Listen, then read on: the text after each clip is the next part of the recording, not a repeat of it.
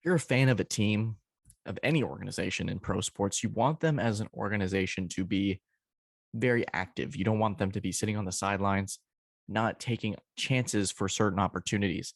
So, this, if you're a Hawks fan, is going to be very pro Atlanta. It's going to be very pro towards the Hawks and what they've done the last 2 years. It's been nothing short of impressive.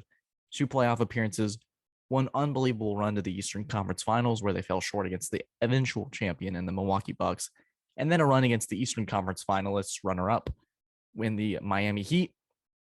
And I think for both series, in both runs, it was very apparent early on that it was going to be on the shoulders of Trae Young and his alone. Now, obviously, they have some players in Clint Capella, DeAndre Hunter, and John Collins, but for this Hawks organization, it runs and it stops with Trae Young. If he's off, chances are that it's not going to be your night.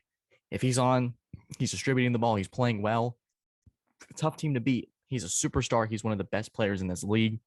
Unbelievable, unbelievable range for sure. He definitely reminds me of a Steph Curry with a little more of that moxie, a little more talkative, a little more gets in people's heads. Obviously, the ice tray and stuff like that, or the tray is balding, take a bow in New York City and Madison Square Garden.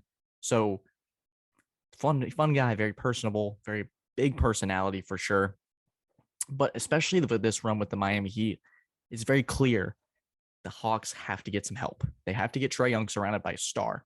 So it's the offseason.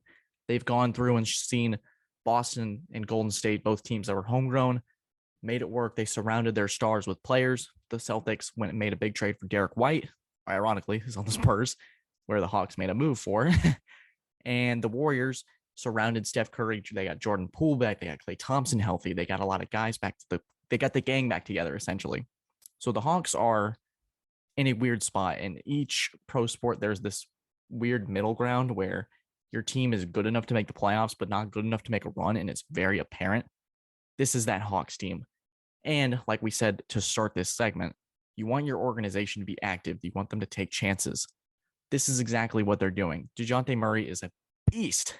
He's an absolute beast. I'm going to tell you a story. So this summarizes the excitement of the Hawks fan base for sure. So if you're watching Addison, I get a phone call from him about to go play pickup basketball. So I'm assuming he's like, hey, I'm on the way, or hey, I'm going to be a couple minutes late or something like that. So I got my phone right next to my ear, and I didn't even know the trade had happened yet.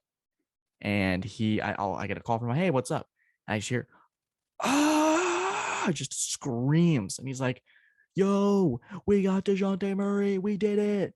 And it was the first Woj bomb of the summer, which is always exciting. And so you can tell that he is now, obviously, he's a extreme reaction, and my eardrum is still probably ringing from it, but it shows you how these fans are going to be very much rewarded for a proactive organization. This is what good organizations do. This is what well-run organizations do. They go out and they see the opportunity and they take it, they seize it. For a guy like Trae Young, you can't just sit around and say, hey, we'll go 42-40. We'll keep doing this year by year. Maybe we'll figure it out at some point.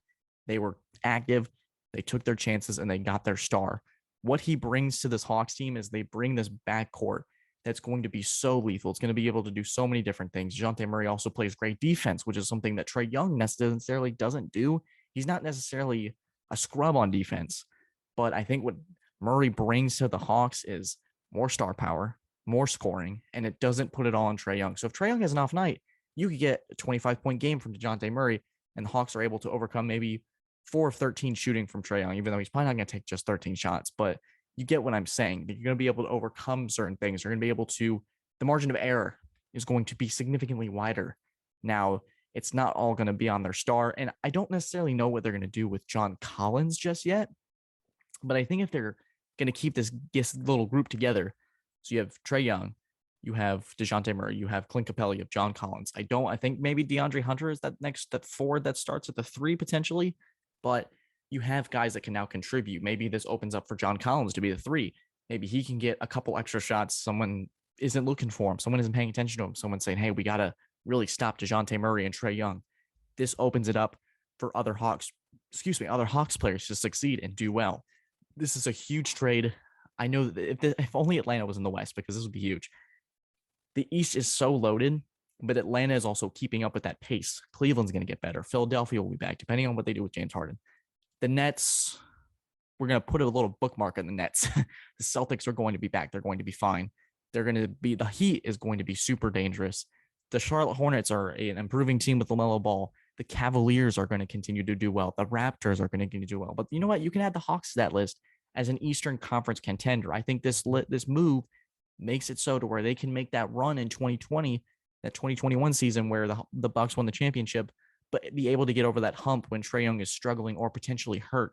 This is a huge move for the Hawks. I'm so happy for Atlanta fans.